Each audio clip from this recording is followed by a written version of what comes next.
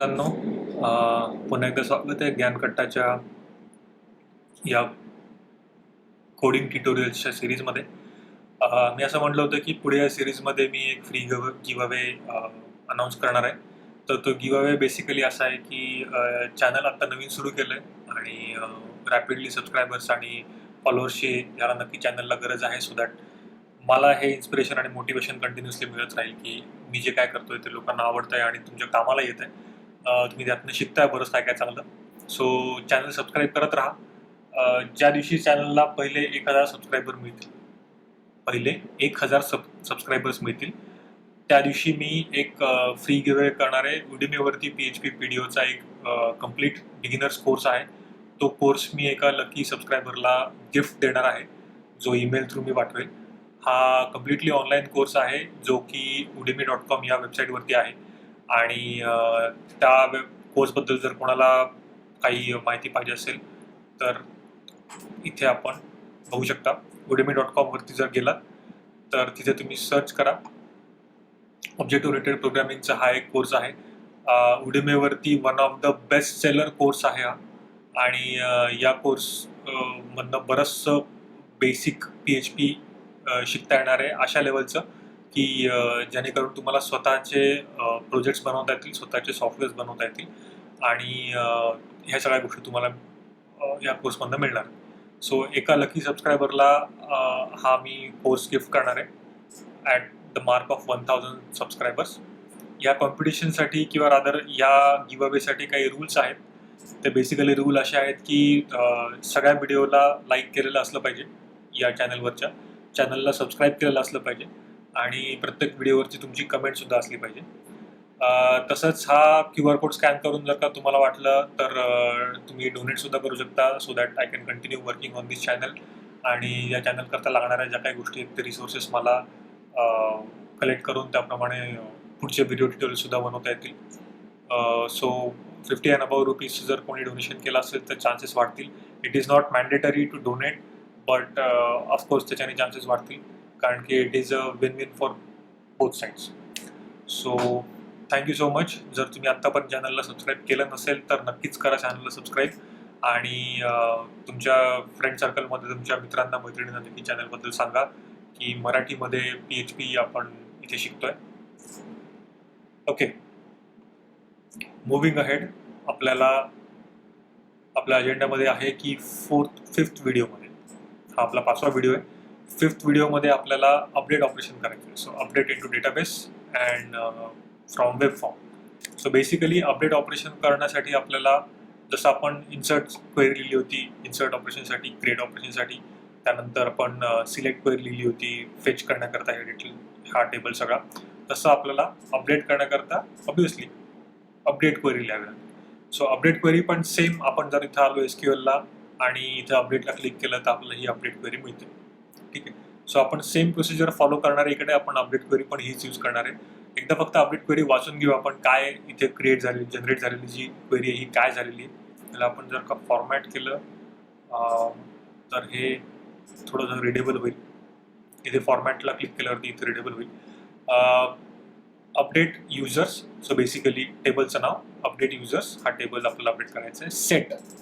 Set काय करायचं आहे, user ID is equal to जे काय आपण इकडे व्हॅल्यू असेल ती, full name is equal to जे काय व्हॅल्यू असेल ती, अशा प्रकारे आपल्याला सगळ्या गोष्टी सेट करता येतात. वेअर 1 असं दिलेलं आहे, तर आपल्याला इथे काहीतरी व्हॅल्यू द्यावी लागेल. सो आपल्याला काय करायचं आहे बेसिकली, आता हा पहिला जो युजर आहे अक्षय वाळिंबे, या युजरचा आपल्याला ईमेल ॲड्रेस चेंज करायचा किंवा मोबाईल नंबर चेंज करायचा आहे. तर तो आपल्याला इथे अपडेट करावा लागेल, राईट. सो आपल्याला हे मेकॅनिझम लिहावं लागेल हे करण्यासाठी.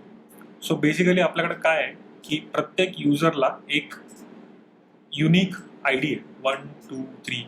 सो आपण काय सांगू शकतो या क्वेरी थ्रू की ज्याचा ID 1 आहे त्याचा ईमेल चेंज करायचा, ठीक आहे, किंवा मोबाईल नंबर जर करायचा असेल ज्याचा ID 2 आहे त्याचा मोबाईल नंबर अपडेट करायचा.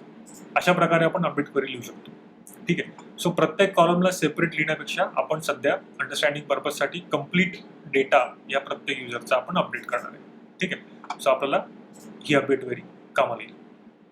त्याआधी आपल्याला इथे काहीतरी, आता जर का या युजरचा आपल्याला डेटा अपडेट करायचा आहे तिथं कुठेतरी आपल्याला अपडेटची लिंक किंवा बटन पाहिजे की ज्याच्या थ्रू आपल्याला अपडेट करता आलं पाहिजे.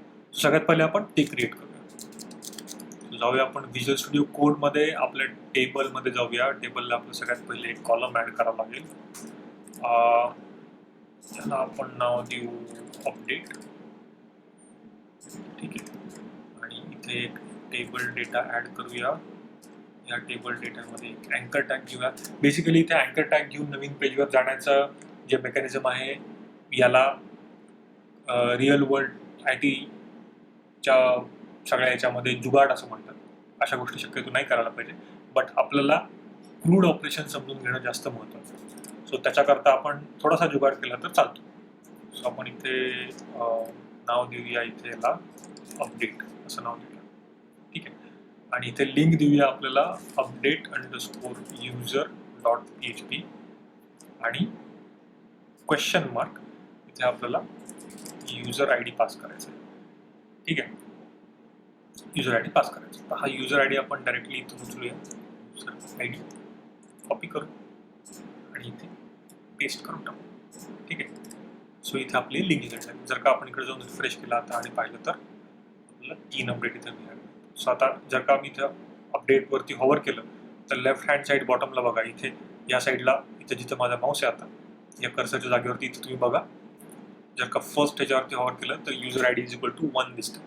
जर का सेकंड अपडेटवरती हॉवर केलं तर लगेच युजर ID 2 दिसतो आणि 3 केलं तर युजर ID 3 दिसतो. सो आपण जर याच्यावरती क्लिक केलं तर इकडे बघा वरती आपल्याला update user.php question mark user ID = 1.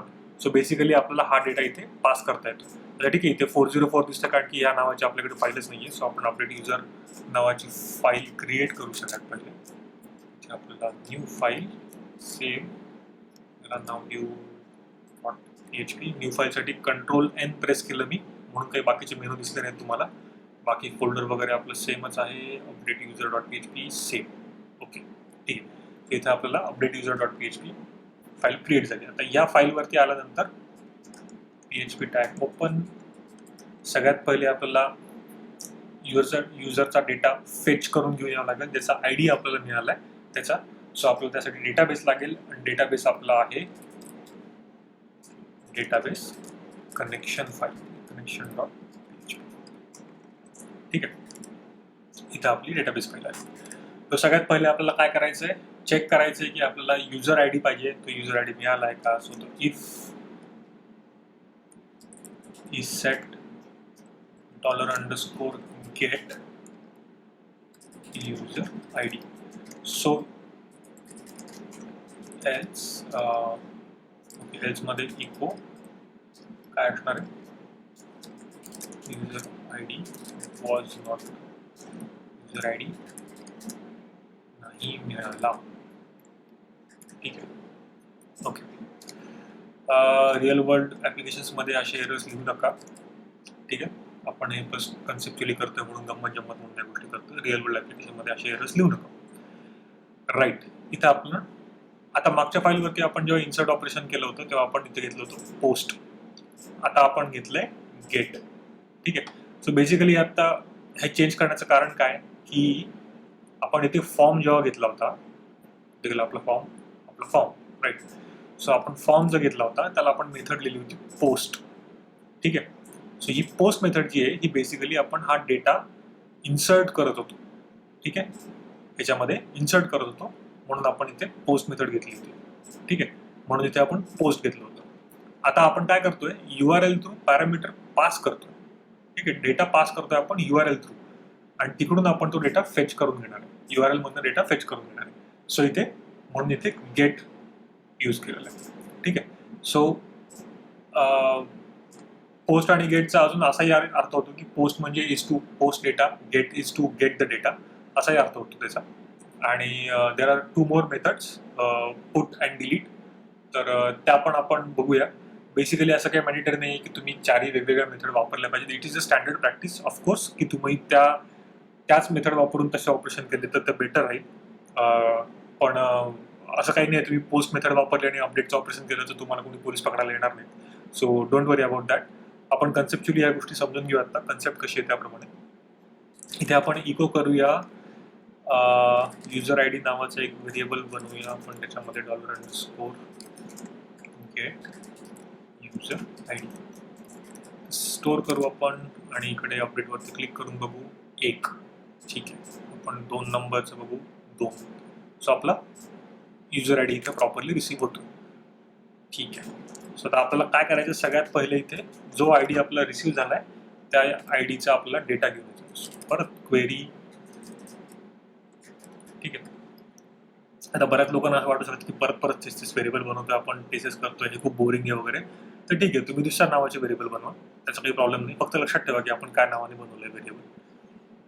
So select. ही चूक कधीच करायची नाही.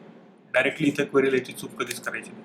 कितीही तुम्ही एक्सपर्ट झाला, तुम्हाला 50 वर्षाचा एक्सपिरियन्स असला तरी सुद्धा इथे डायरेक्टली क्वेरी लिहायची चूक कधीच करायची नाही.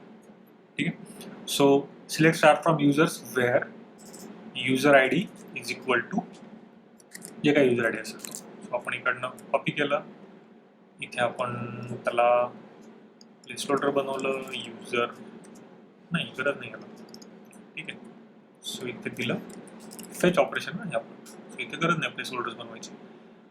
Then not time stamp statement is equal to connect query, याला आपल्याला आपली क्वेरी पास करायची. Then result is equal to statement जे आहे ते बेसिकली आपल्याला त्यातनं मिळणार आहे fetch all.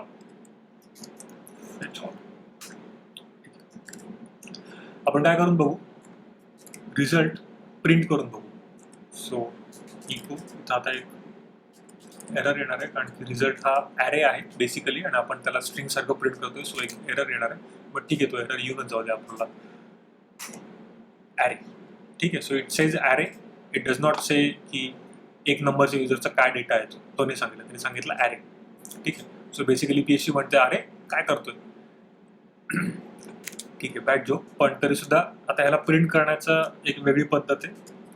Print R and then you pass this variable ब्रॅकेटमध्ये, आणि आता जर का आपण ह्याला रन केलं तर ओके.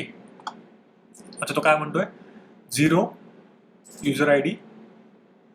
ठीक आहे, 1, मग परत 1, मग परत फुल नेम अक्षय वाळिंबे, मग परत 1 अक्षय वाळिंबे. ठीक आहे.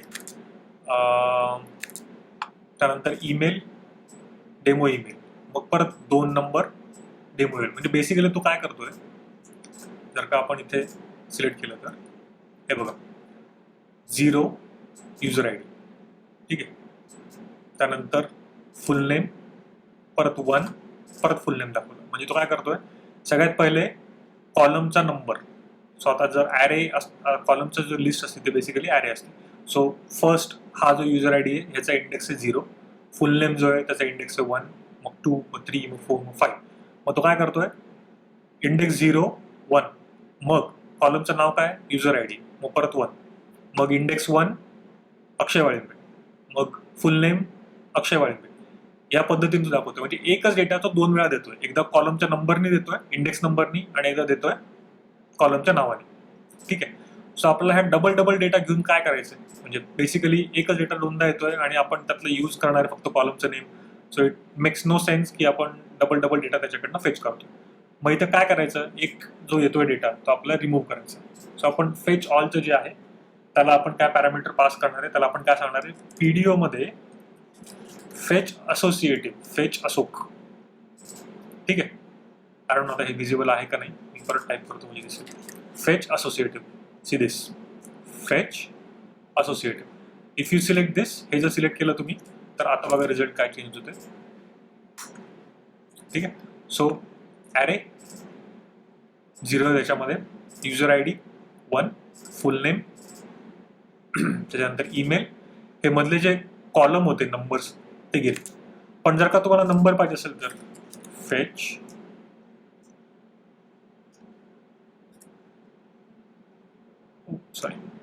काय फेच अंडरस्कोर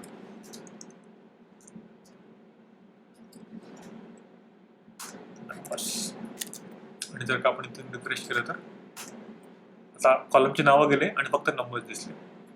ठीक आहे. सो नंबर्सपेक्षा आपण नावं कम्फर्टेबल जास्त करणं सध्या पुरतं. सो आपण नावच ठेवूया. मुव्हिंग अहेड, आपल्याला आता हा सगळा डेटा आपल्या फॉर्म मध्ये डिस्प्ले करायचं आहे. सॉरी,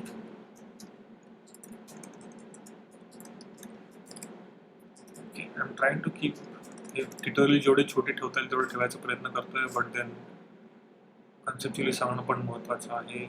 हा DIV मी इथून कॉपी करतोय, जो आपण इन्सर्टचा फॉर्म बनवला होता तोच फॉर्म मी कॉपी करतोय आणि कॉपी सेम DIV पेस्ट करतो इथे.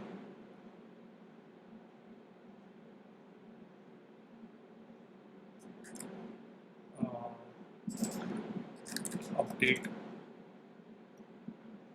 सिन्स आता इथे व्हॅल्यू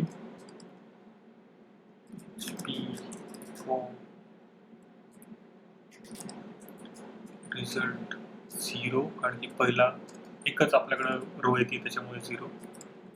फुल नेम,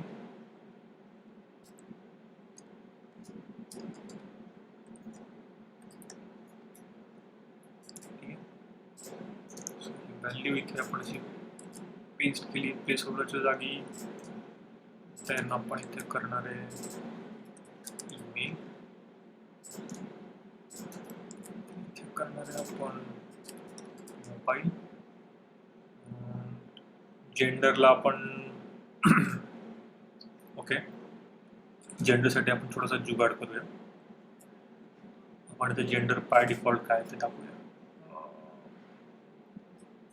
जेंडर आयडियली ह्या सिलेक्टला आपल्याला जेंडर दाखवता आलं पाहिजे, इथे जे आहे जे सिलेक्टेड जेंडरचे दाखवता आलं पाहिजे, but that will take some time, that will take some code.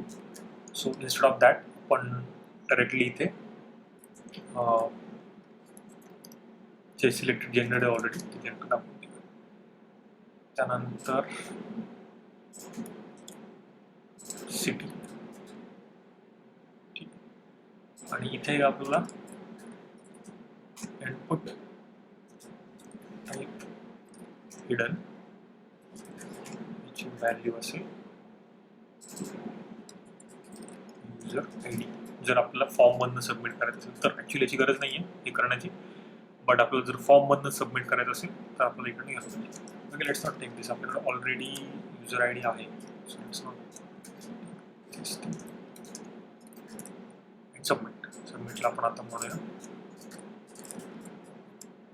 Update नाही अपडेट, आणि index.php ला परत टाकण्याच्या ऐवजी आपण म्हणूया अपडेट अंडरस्कोर user.php आणि मेथड असेल पोस्ट. राईट, ठीक आहे. सो हे आपल्याला इथे सबमिट होतं. ठीक आहे, आपण एकदा परत रिफ्रेश करून बघूया काय होतं. ओके, सो आपण जो युजर सिलेक्ट केला त्याचं नाव आहे अक्षय वाळिंबे, त्याचा ईमेल ॲड्रेस आहे 1 2 3, आणि ते इथे त्याचं नाव जेंडरच्या जागी नावात दिसतंय. काय गडबड झाली? ओके, जेंडर ओके, मेल, आणि आपण समोर एक थोडासा इथे आपलं जेंडर पण डिस्प्ले झालं. राईट, सो आता आपल्याला हे अपडेट करायचं आहे. अपडेटला क्लिक केल्यानंतर आपला बेसिकली युजर ID आला पाहिजे. इथं काय दिसतं, युजर ID नाही मिळाला. सो इथे अपडेटला क्लिक केल्यावरती आपला दुसरा एक कोड रन होईल. ठीक आहे, सबमिटला करूया इथे आपण अपडेट. ठीक आहे. इफ सेट परत एकदा $_ आता यावेळेस पोस्ट, कारण की आपण डेटा पोस्ट करतोय अपडेट. ठीक आहे, आणि जर का अपडेट पण नसेल तर इकडे एल्सिफ, आणि याच्या बाय डिफॉल्ट मध्ये युजर ID नाही मिळाला. राईट, ठीक आहे. अपडेट. नाव सेम प्रोसिजर आपण जे इकडे केलं होतं वरती इन्सर्टसाठी, ती मोस्टली ही प्रोसिजर सेम असेल. आपल्याला सेम व्हेरिएबल्स लागतील सगळीकडे. फक्त एक एक्स्ट्रा व्हेरिएबल लागेल, that is user I D. Of course आपला युजर आय डी लागेल. User I D and we don't have user I D from the form. आपल्याकडे फॉर्ममधनं आपल्याकडे युजर आय डी नाही आहे, सो आपल्याला हिडन फील्ड घ्यावं लागेल.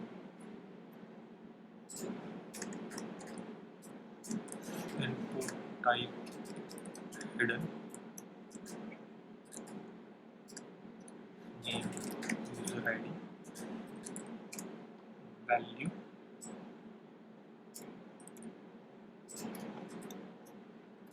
user ID. Yes, hopefully now it will work.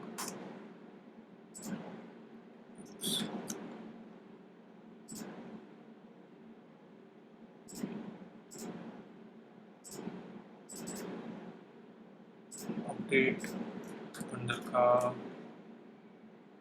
Right source code मध्ये जाऊन पाहिलं तर आपला युजर आय डी आलाय का?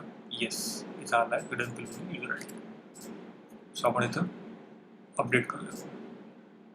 राईट, अपडेटची क्वेरी आपल्याला लिहायची आहे इथे. So query is equal to SQL update format control A, control C, and then set user ID is equal to, user ID आपल्याला चेंज नाही करायचं, आपल्याला फक्त बाकीचे डिटेल्स चेंज करायचे. Same thing again, place holders create करायचे आपल्याला.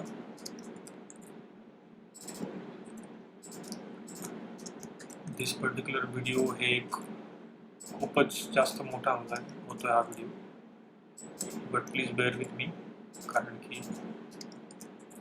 याच्या शेवटी जो रिझल्ट मिळणार आहे तो खूप चांगला असणार आहे, सॅटिस्फाईंग असणार आहे. सो तो रिझल्ट करता थांबा.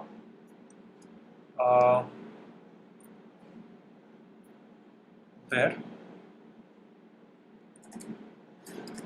User I D is equal to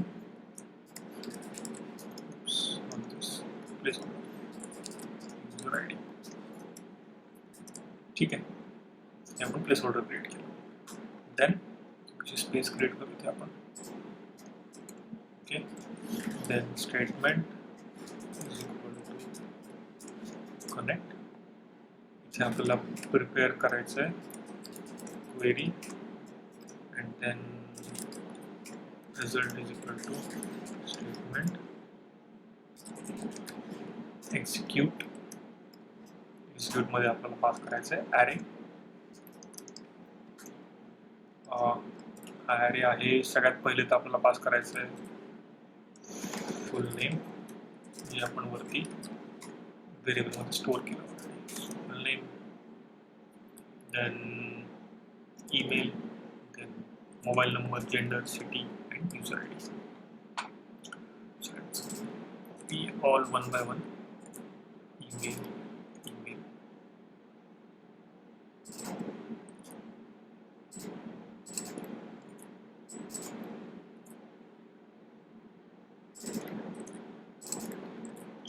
gender,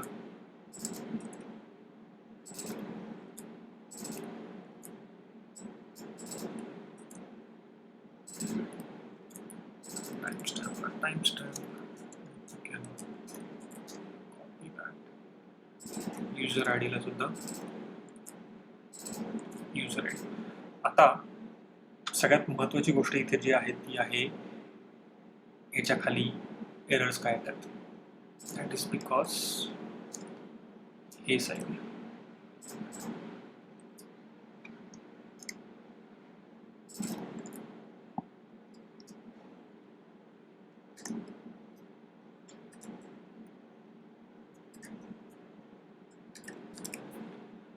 okay, all right, moving ahead इथपर्यंत आपण आलेलो आहे. आणि आता if dollar result else something else echo updated successfully echo failed to मराठीमध्ये लिहू आपण यूजर अपडेट करायला नाही जमलं. ठीक आहे. सो इथे आपण यूजर अपडेट करतो. सो बघूया हे वर्क होतं का. होपफुली सगळं आपला कोड झाला. इथे मी ईमेल ॲड्रेस चेंज करतो. इथे म्हणतो अक्षय, सिटी चेंज करतो याची कोल्हापूर आणि अपडेट. मी अपडेटला क्लिक केलं. अपडेट यूजर PHP वरती गेलंय आणि काहीच तिकडनं रिस्पॉन्स आलेला नाही. सो इट मीन्स काहीतरी टेरिबल मिस्टेक झालेली आहे. एकदम terrible mistake. Submit update and then echo करून बघूया काहीतरी.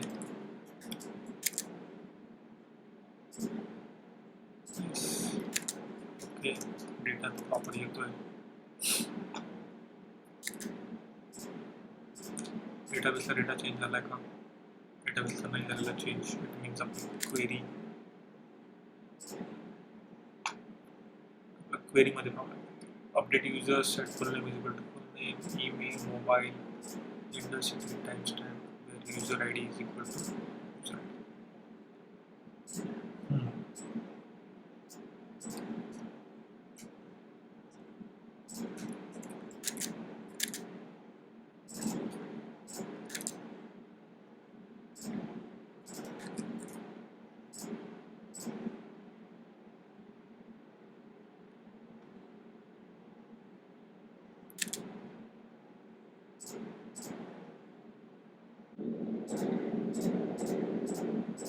मी व्हिडिओ पॉज करतोय. एरर सॉल्व्ह झाला की येऊन सांगतो एक्झॅक्टली झालं काय होतं. एरर सापडला. काय प्रॉब्लेम होता तो बेसिकली काय नाही. पण जेव्हा जेंडर सगळं जेव्हा लोड करतोय तेव्हा इथे जेंडर एम्प्टी राहते.